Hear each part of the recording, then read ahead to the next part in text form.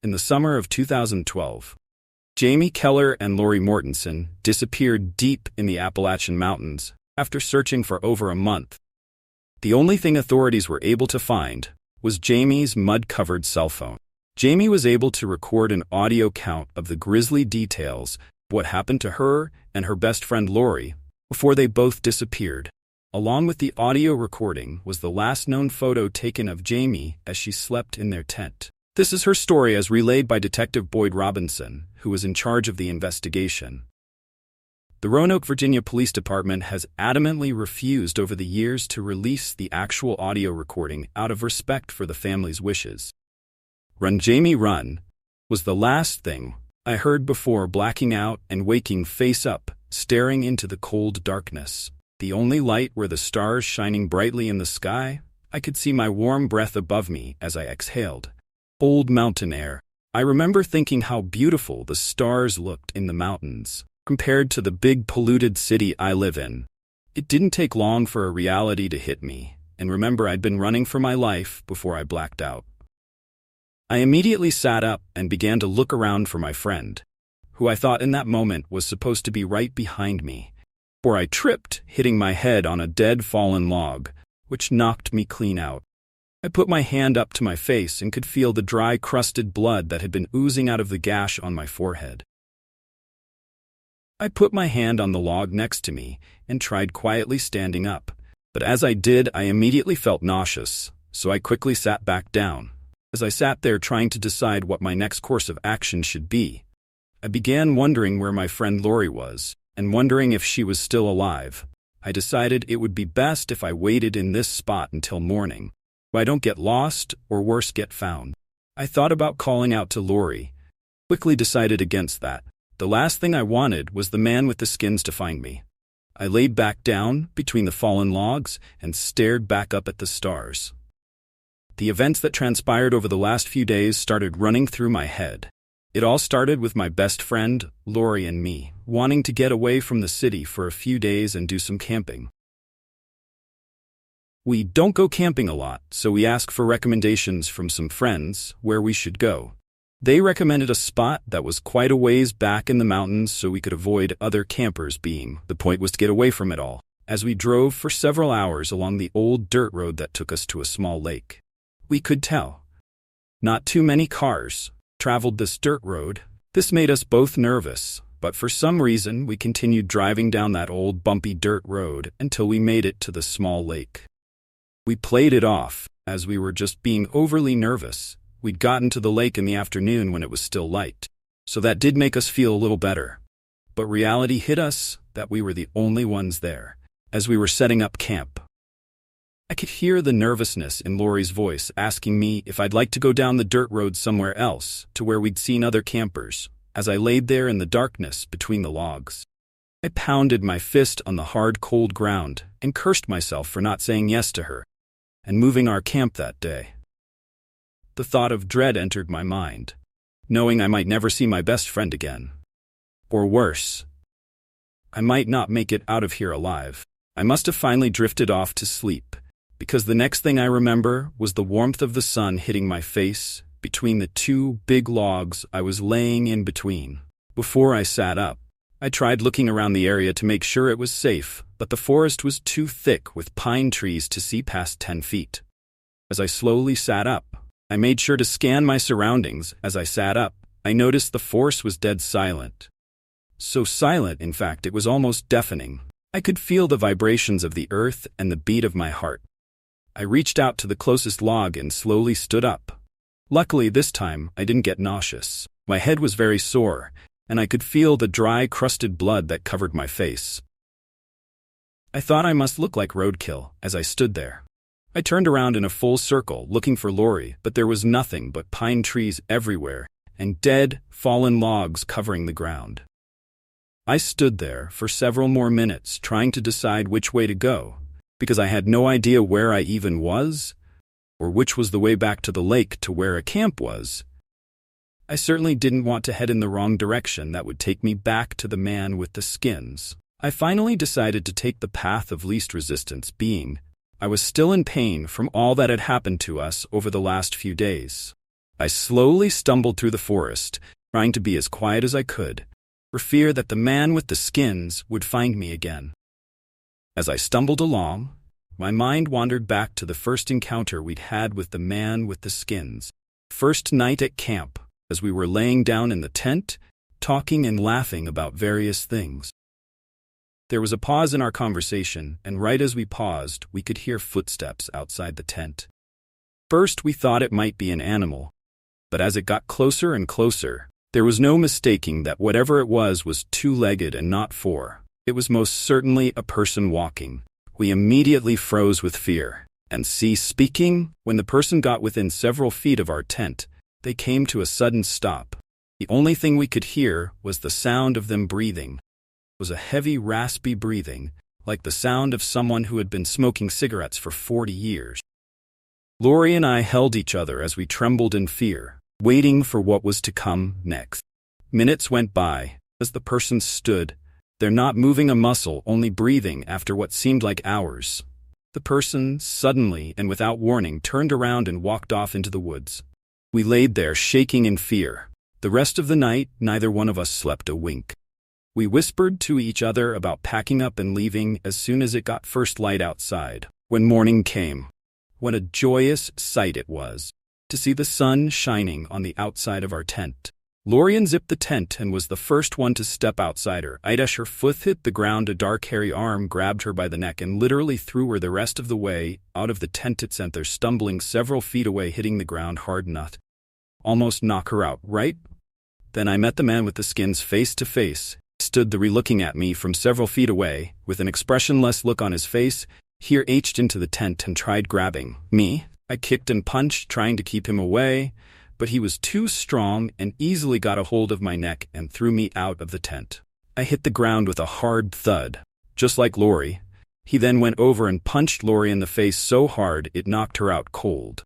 I can still hear the thwacking sound in my mind as he struck her face. The man with the skins then came over to me and started tying my feet and hands behind my back. It was so tight, cut off my blood circulation almost immediately. The man with the skins then picked up Lori's lifeless body like a bear would pick up its kill and carried her off into the woods. I tried as best I could to get loose from the ropes, but they were so tight I couldn't budge the knots an inch. The only thing I could do was lay there praying somehow I would get free or that someone would come driving down that bumpy dirt road. No one did.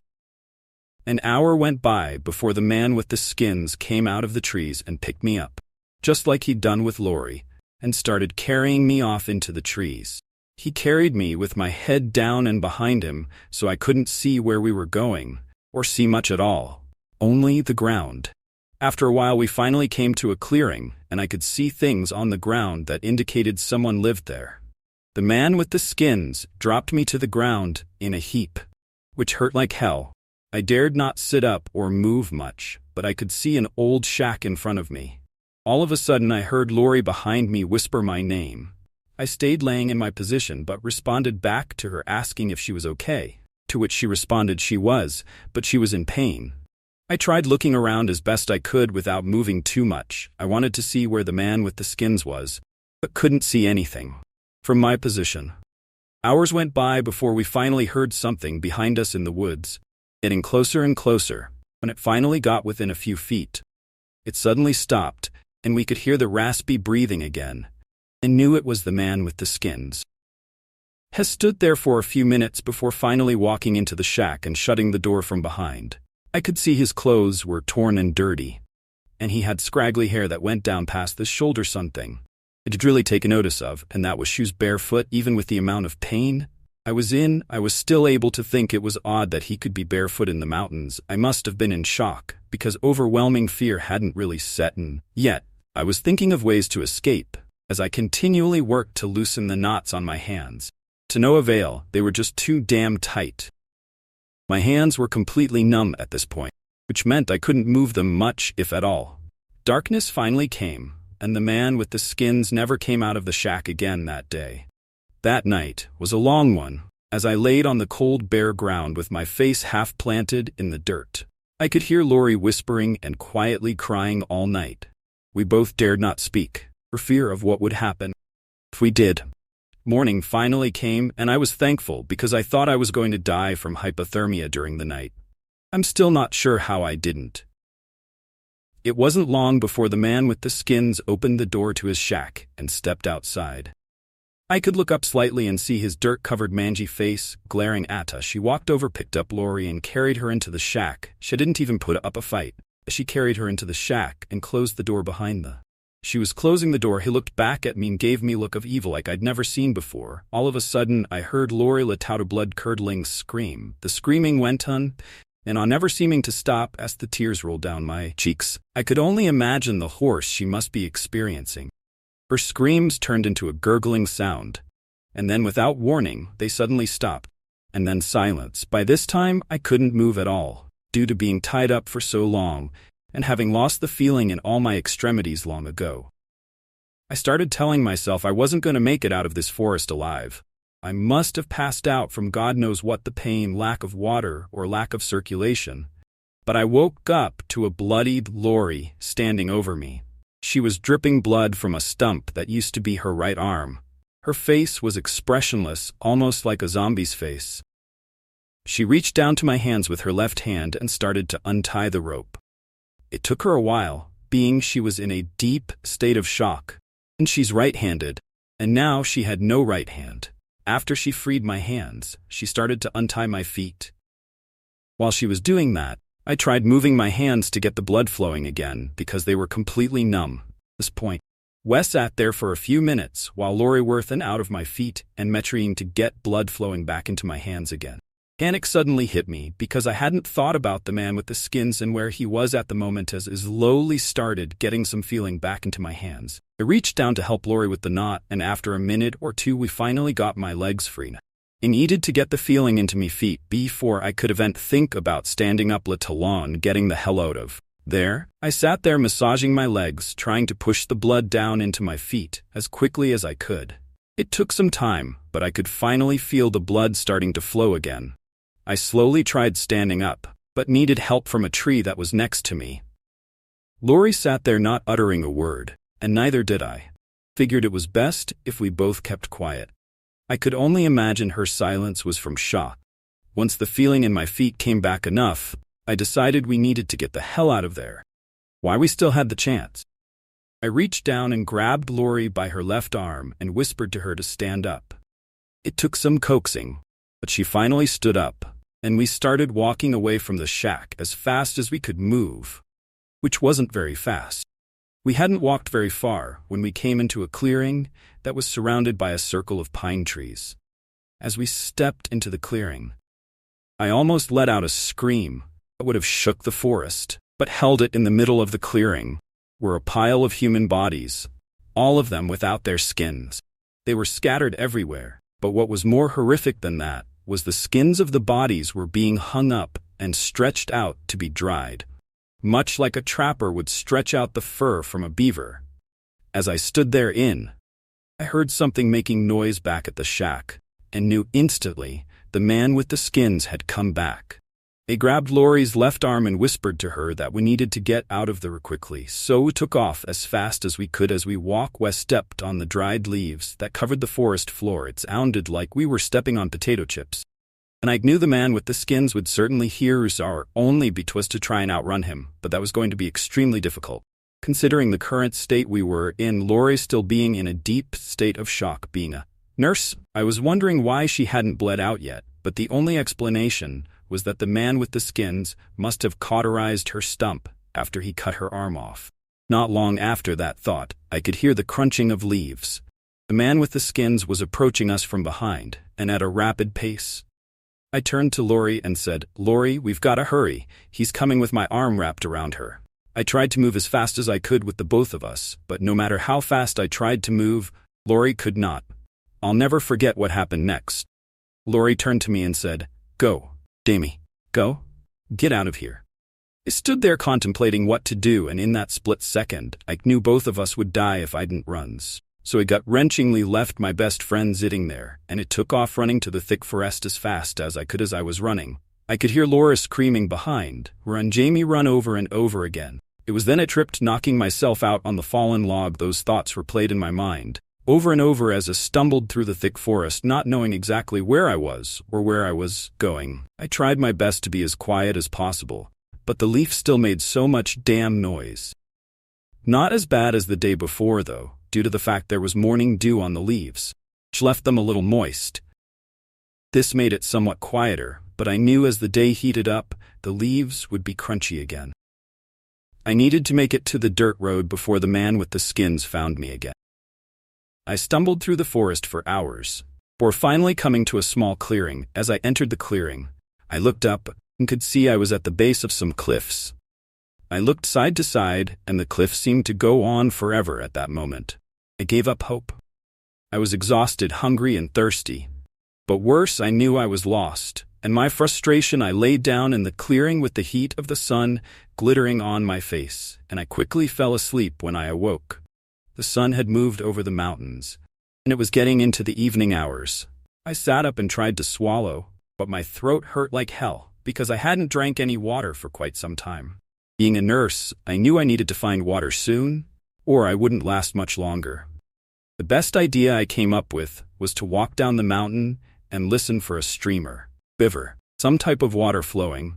This idea came from the fact I was too exhausted to walk uphill, so my only choice was to walk down. I stood up from the log and looked for which direction might be going downhill, and set off slowly, stumbling along. After a few hundred yards, I could see I'd at least made the right choice in which direction to go, because the mount was sloping down as I stumbled along. I tried to intently listen for the sound of flowing water, but all I heard was dead silence. I felt like giving up, but knew if I didn't find water very soon, I would get too delirious to move, or I might die from dehydration. I was never one to give up, so I pushed on. An hour went by before I caught the faint sound of something running through the forest to my left. Panic struck me as I glanced over, but to my relief, I saw the butt of a deer as it ran away. As I turned my head back to start walking again, I noticed something between the trees, something shiny. Could it be? I thought, and focused more intently on it, and sure enough, it looked like water. I turned and started walking towards it. As I got closer, I could see it was a small pond. I could also see it didn't look very clean. But at this point, I didn't care. It was drink or die as I knelt down to drink. I thought the deer I saw must have been coming to or leaving this pond. Thank God for the deer, or I would have walked right past it as I drank. I could taste the silt from the pond, but I could also feel my body thanking me. Forgive me what it was. So craving. I drank and drank until my stomach was bloated and full of water. I then laid down next to the pond, and again fell asleep. As I slept, I had the most horrific nightmares about the man with the skins. I dreamed I was watching him skin Lori alive. I could see the on Lori's face and could hear her blood-curdling screams as he sliced and peeled off her skin, and there was nothing I could do about it. All of a sudden, I was jolted out of my dream. I looked up and at the man with the skins standing over me, before I could let out a scream. He bashed me in the head with a big tree branch, knocking me out. I woke up later with my head throbbing as I was being carried through the forest, carried me into a clearing, and threw me down to the ground. He grabbed my hands and tied them to the tree as I screamed and begged him to let me go. When he finished tying my hands and left, I realized I was in the area with all the skinned human bodies and stretched out skins. I looked up in horror as I recognized a tattoo on one of the stretched out skins. It was Lori. All I could do was scream, and knowing I was next, for more scary horror stories, please subscribe Specter Stories.